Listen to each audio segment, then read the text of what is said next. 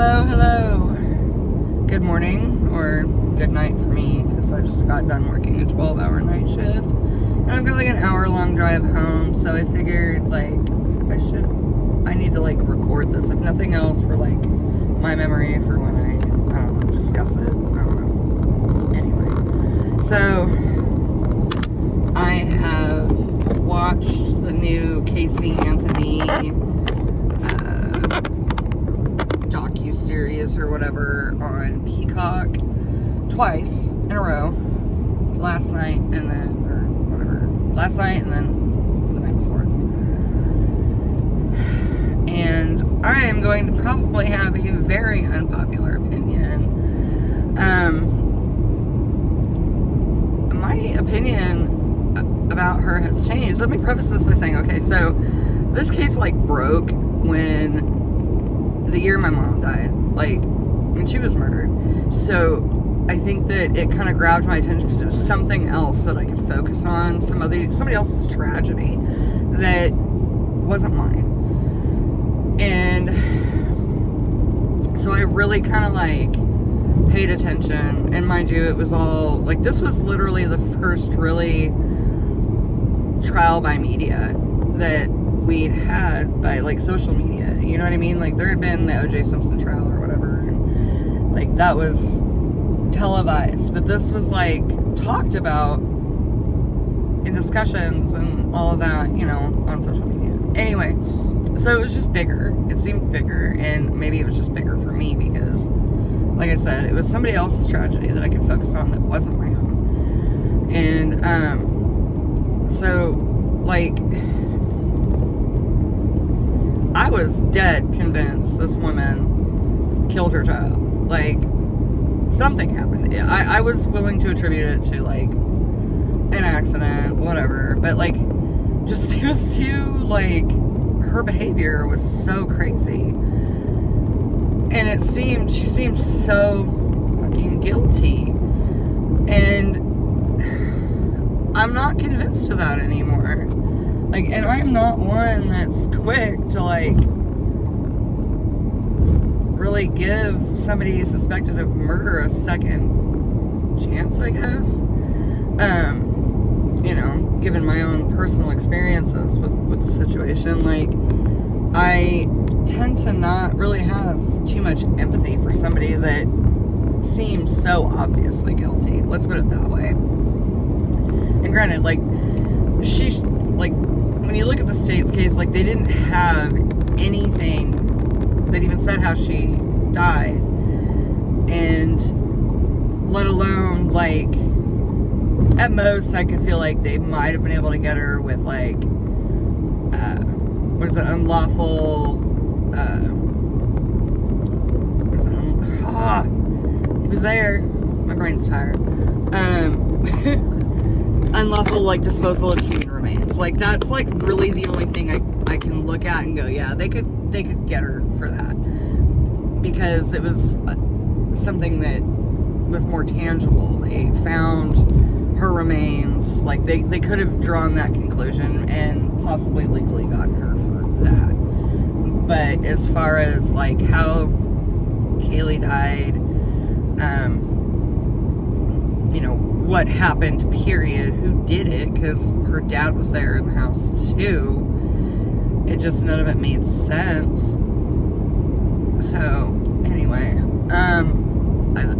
there was a lot. It's like 3.5 hours of docuseries stuff, you know, they're talking about,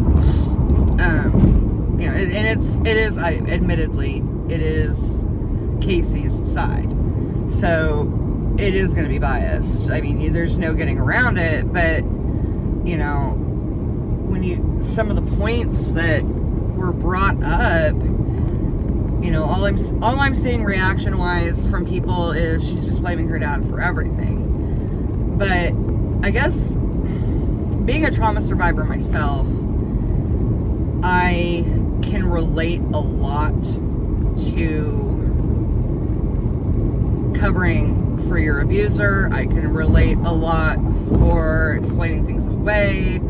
I can relate a lot for just wanting to feel like it doesn't exist, that it didn't happen, I can relate a lot to all of that. Got my phone resting on a water bottle, so it's not full moment. That's the problem. Anyway, I guess if you can't see me, because I really need to pay attention to driving. My car kind of drives itself, but it doesn't drive itself. Anyway, so, you know, like, they brought up in the trial, like, kind of vaguely and just not really, like, in depth. I mean, I know I watched a lot of the trial. I can't say that I watched every waking moment of the trial, so I'm sure I missed a lot, as far as, like, the abuse that she says she suffered at the hands of her father and her brother.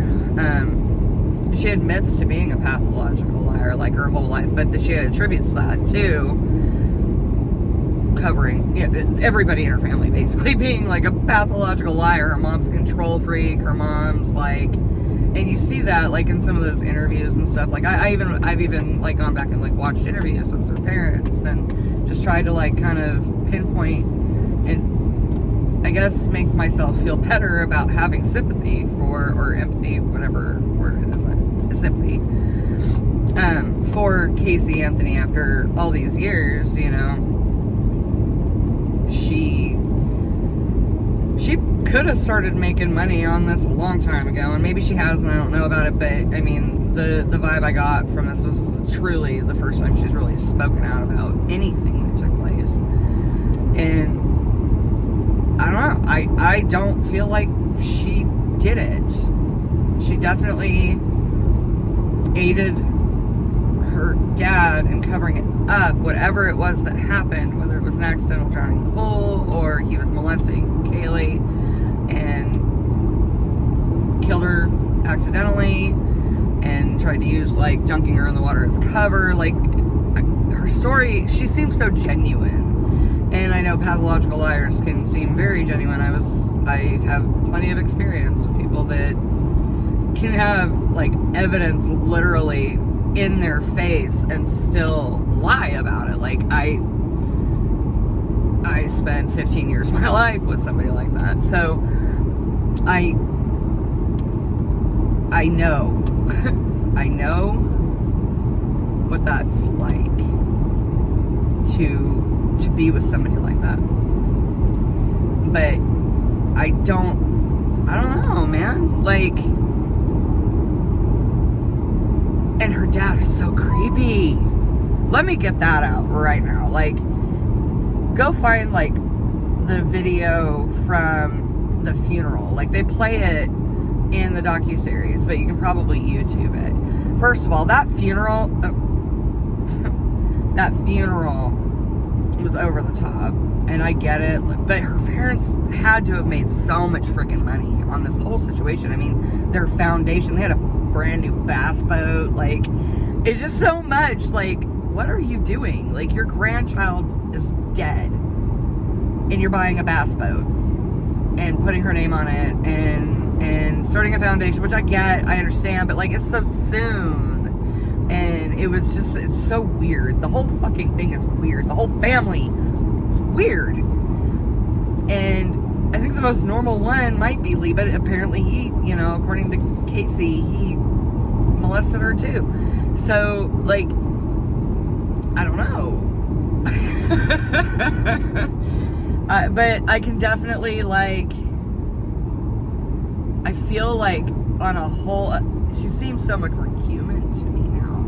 Like, during the course of the trial and all of it, and watching all, like, the Nancy Grace and blah, blah, blah, through all of it, which I watched a ton of, because, like I said, it was kind of a way for me to escape my own trauma and real time watch somebody else experience theirs.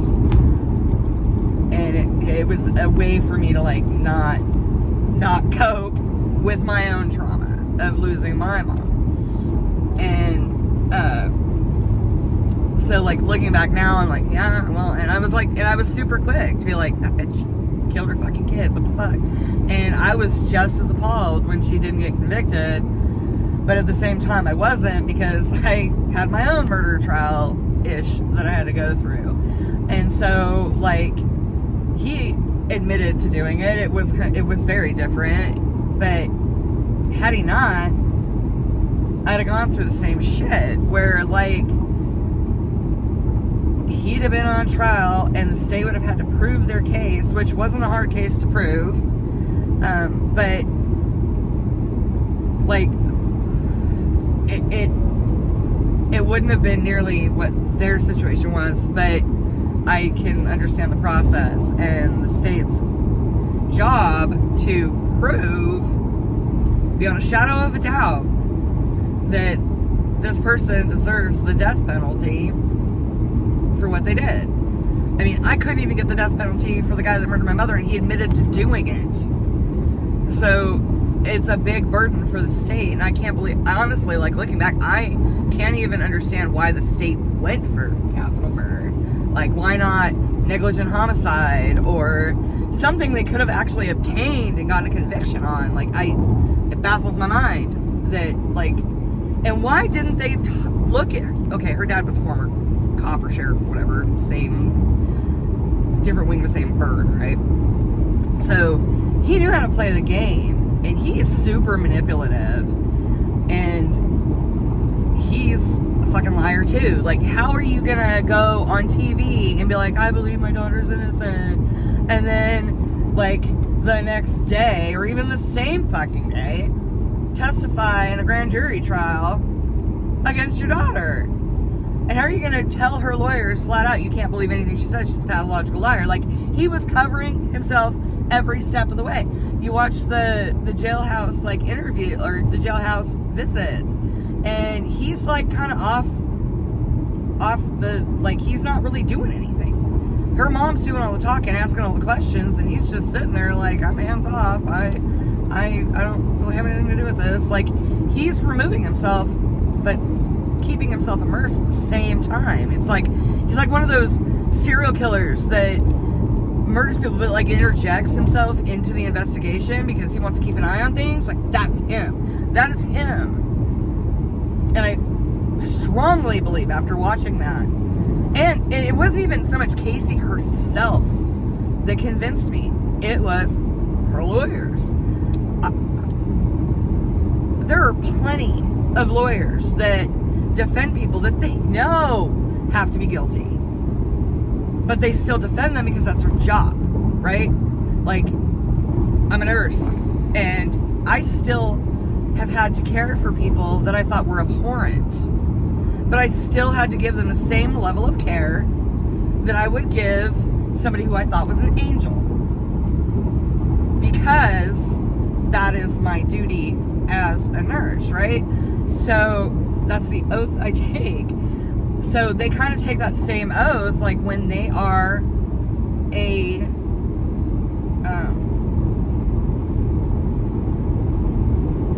defender, their job is to defend them. But their job is over when the trial's over. Whether they're convicted or they're acquitted, their job's over at that point. Why would a lawyer open up his home to Casey Anthony if he thought she was guilty, have her around his family for a whole year while she was on probation, so that she has a start, and then hires her, or one of them hires her to work for him, right? Like, keeps her in his life. They're basically like family now, according to them in this video, right? It could all be bullshit lies, but I feel like it's not. I feel like it's not.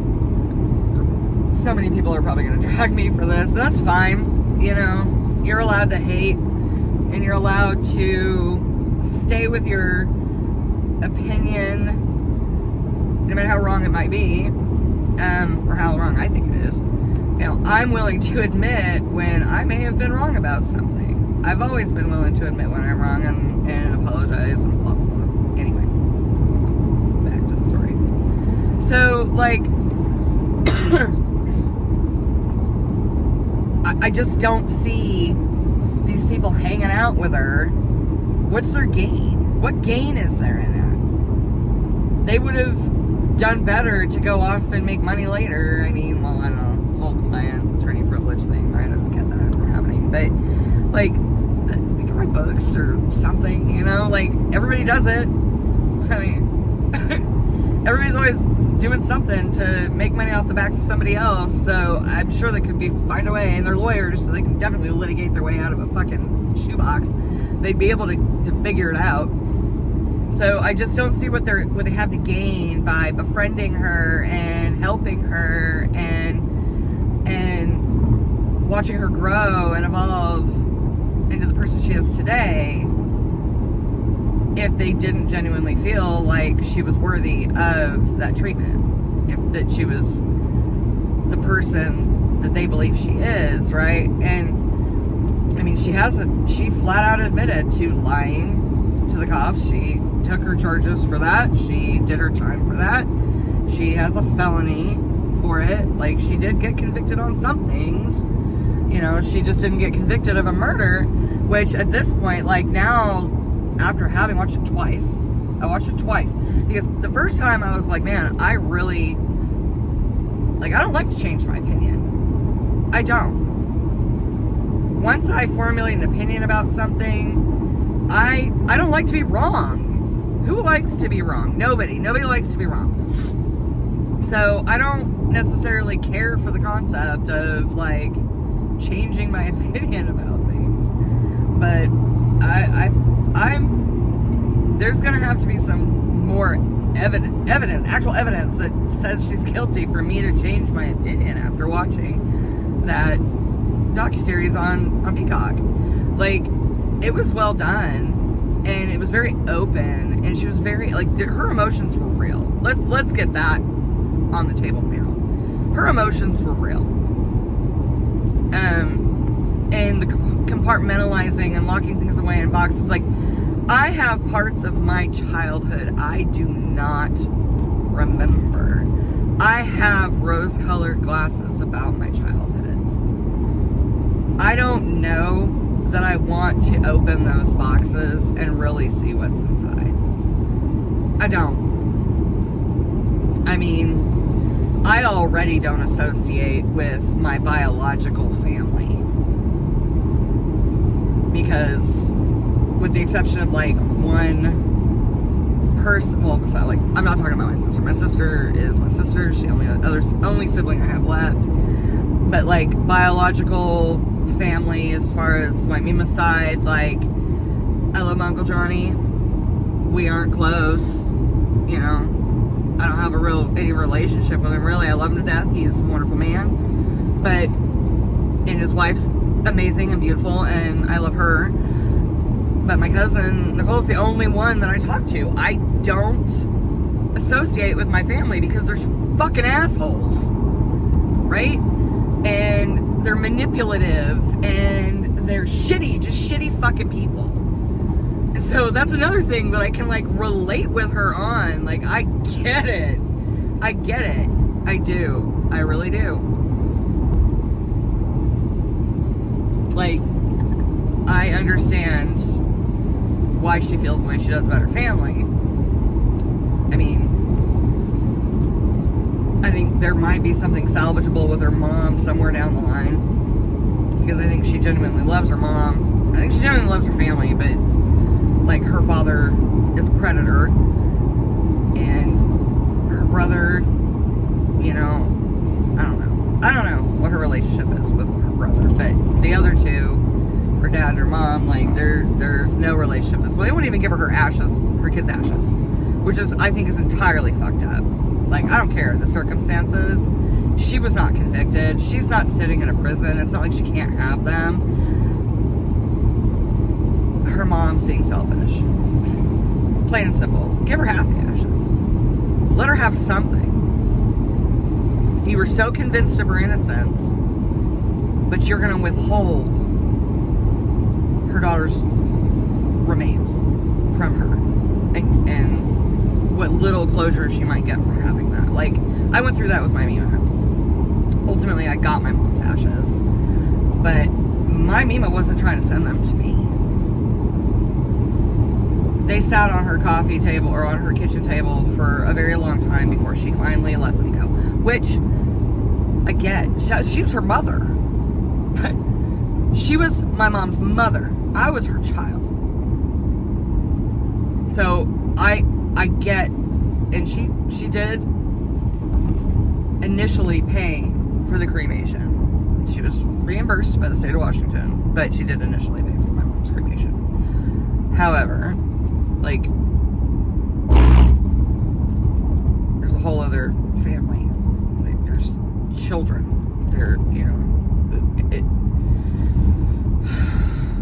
I hate family drama. I really do. And so, like, a lot of that, it was like, wow, I understand why she was the way she was. Everybody handles things differently.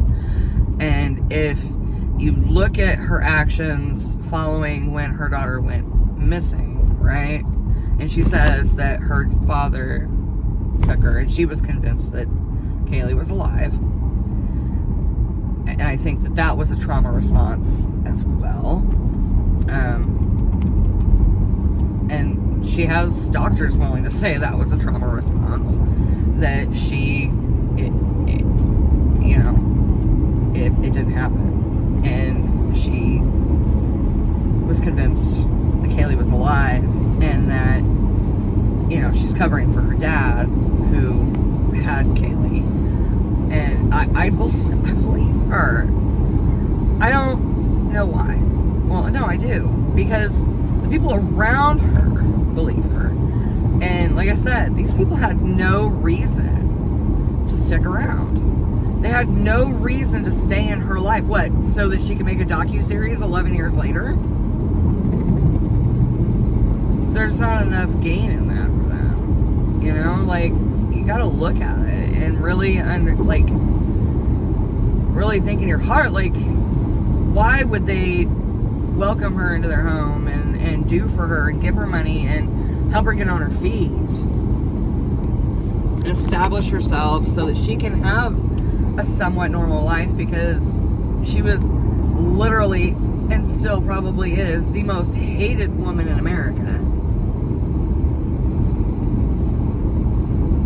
Like, I can't imagine being in her position. I can't. I cannot fathom it. You know, being 25 years old, something like that. When Kaylee, no, she was like 23 when Kaylee went missing, something like that. She was 19 when she had her. So she was like 22 when Kaylee went missing. She was still developmentally, like, her brain was still developing. And her whole life, she had, according to her, covered for her dad, lied about everything. She learned from the best. Her own mother said that. She learned these behaviors from her father. She learned to be a pathological liar from a pathological liar. Not her to do. I can't hate the woman anymore. Because there was so much in her. Oh man, her dad. Let's talk about that. Okay, so there's a scene. It's in the last leg of the third episode, and she had only heard. She had never actually seen, I guess, the funeral, which I understand. She wasn't allowed to go to it because she was locked up, and her dad's up there, and he keeps talking. And it's like he's having an orgasm in his head, thinking about kissing little children, like the kiss from a little child, or the hug from a small child, and like the smell of her sweet sweat. Like, I understand to an extent. I miss the smell of my mom. I do. I miss it terribly, especially when she wore her perfume. The only person I ever knew that could wear Obsession.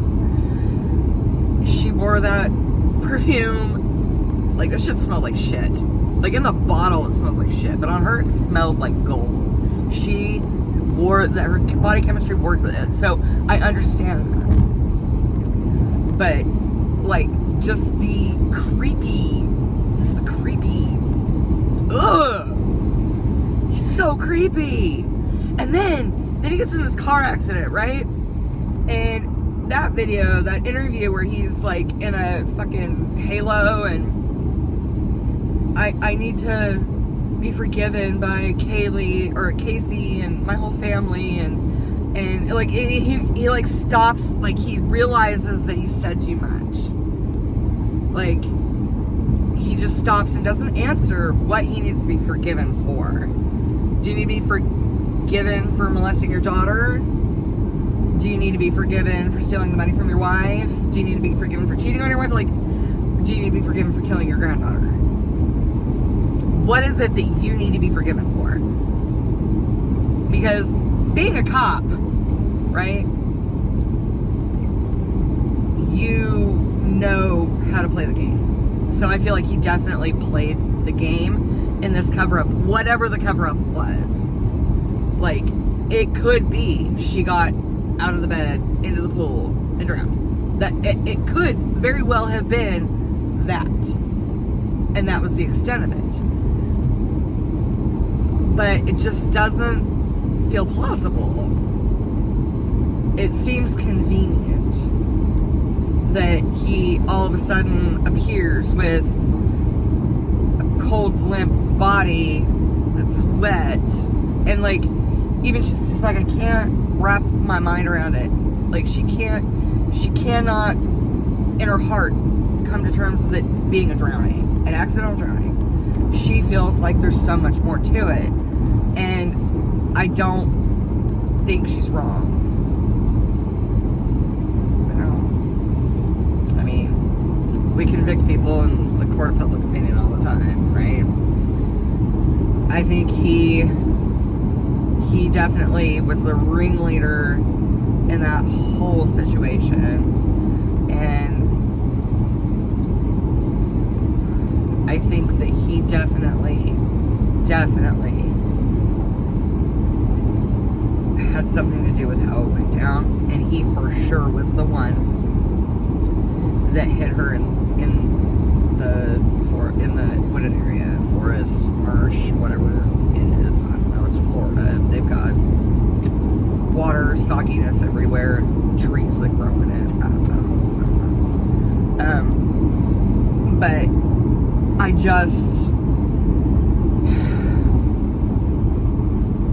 I felt heavy. I felt heavy for feeling so hateful towards somebody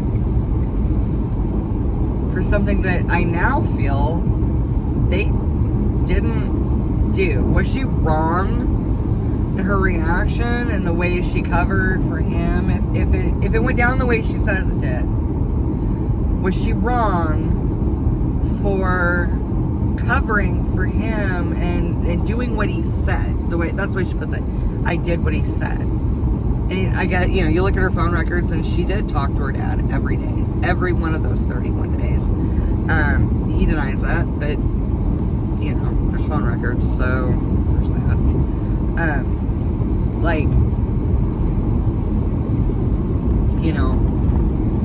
And he was telling her she's gonna be okay, she's fine. No, she's not. This is her story. For what it's worth, coming from a known pathology, that's the only thing I struggle with. But the therapeutic reasoning for her reactions and her being a pathological liar make sense. They make a lot of fucking sense. And I mean, I guess everybody deals with things differently, but I definitely know what it's like to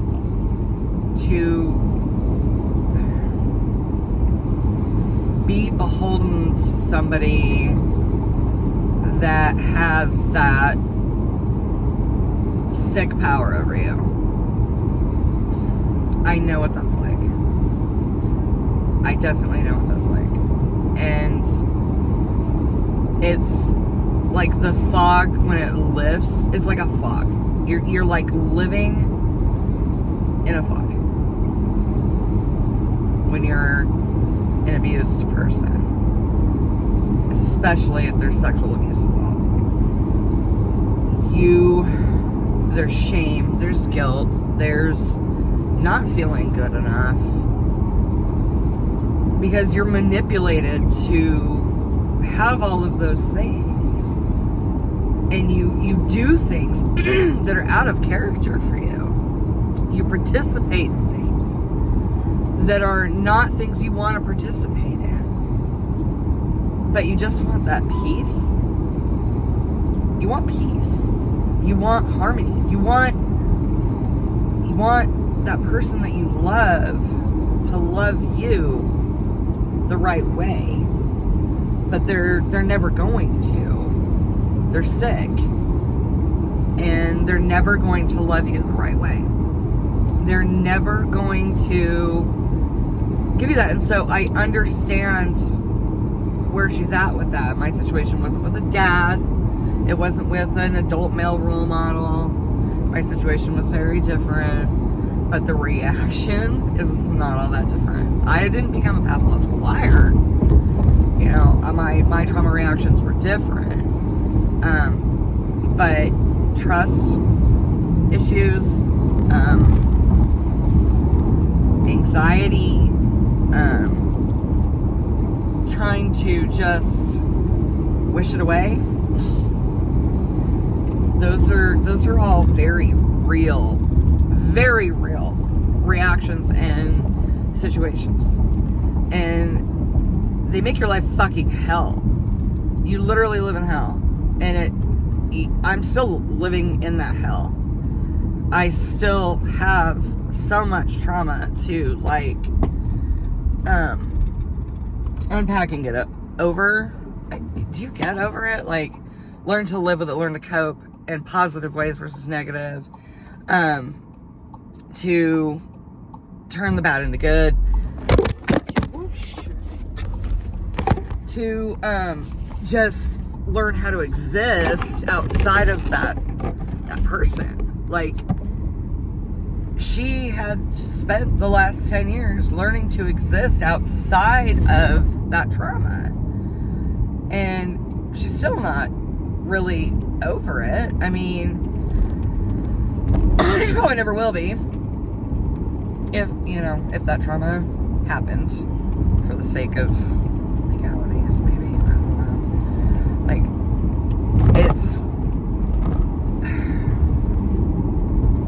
I don't know. I felt like she was very real, very genuine, and I feel like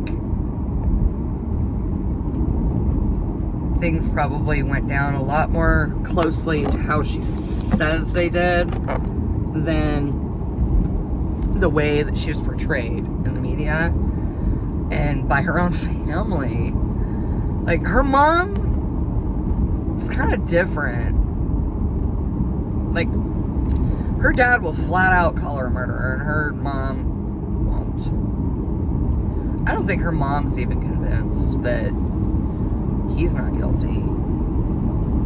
But I think that they're so toxic individually, and they feed off each other so much, and they have that life they're trying to portray, that they were trying to portray before they became famous, right?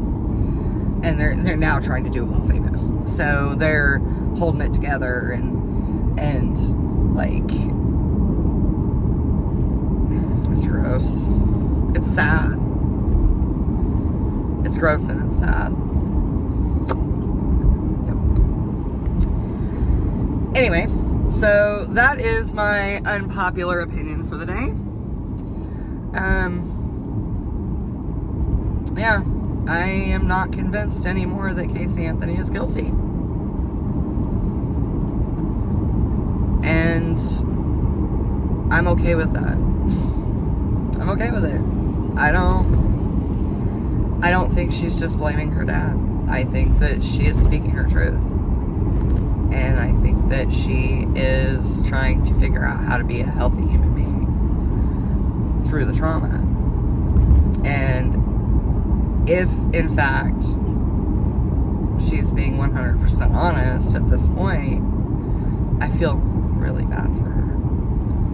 Because she has been, not only did she lose her child, and that's the other thing too. Let's go all the way to the way back, right? Not one person in her life at the time that Kaylee was alive is willing to say that she ever wanted to ditch her kid.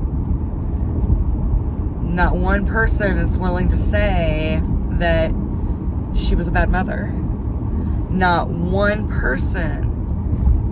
They all have, even her former best friend that she stole a bunch of fucking money from and is no longer friends with, still will not say that she killed her daughter. She still will not say that she was a bad mother. I found to be incredibly honest. I mean, she had no reason to defend her. None. She got done dirty by Casey Anthony. And she still defended her. Like, I can't wrap my mind around it. I don't see that she didn't want her kid. That she just wanted to go party. And I believe her when she says those pictures during that time frame, during the ones that were actually from the 31 days, a lot of those pictures weren't even from that 31 days. Like that one with her puking, it was her 21st birthday. That's years before, right? A couple years before. So, like, she didn't have drinks in her hand. The ones that she showed to be, like, in that time frame, I believe her. She was helping promote her boyfriend, whatever her boyfriend did at the time. I don't know. Maybe he's a musician or something. I don't know. Whatever they were promoting, she was working. I don't think she was necessarily out partying all the time. That's what it looks like to people that don't know how to look for, like, I mean, everybody I know that parties usually has a cup in their hands. They usually look drunk. She didn't really look drunk in any of those pictures. She was clear-eyed and, you know, like, she looked happy, but, and she shouldn't have looked happy, you know, according to what everybody thinks you should, the way you should grieve, right? Everybody thinks there's like this standard issue method of grieving. It's not. I mean, I grieved my marriage in a very different way than I grieved the death of my mother. And let's be real. A long-term relationship ending, especially one that is entrenched in toxicity, codependency, abuse,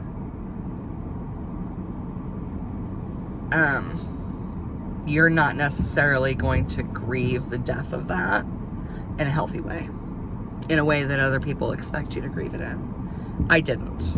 I made a lot of fucking mistakes. I partied my fucking ass off. I slept with I don't know how many people. I did a lot of things that I'm not proud of.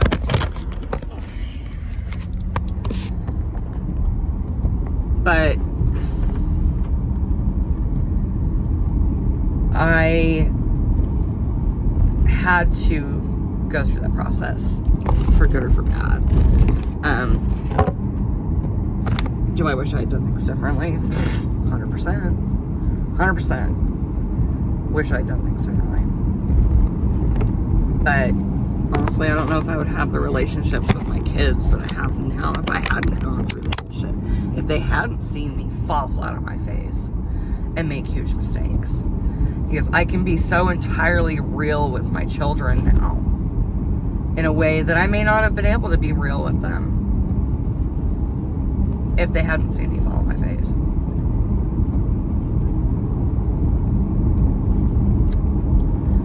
I don't know. Lots of stuff to think about and talk about. I am not convinced. Can't convince me that she did it anymore. And I hope that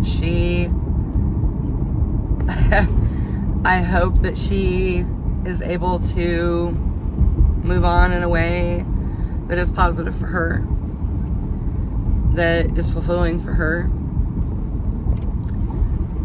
I really do. because I can't imagine being her. Not for a fucking second can I imagine being her. And yeah, anyway, that's it. I'm almost home. Thanks for riding with me. Yeah, maybe I'll post another video soon. You guys can do ride with these on my way home from these agency shifts. Cause yeah, it's a lot. Anyway, bye.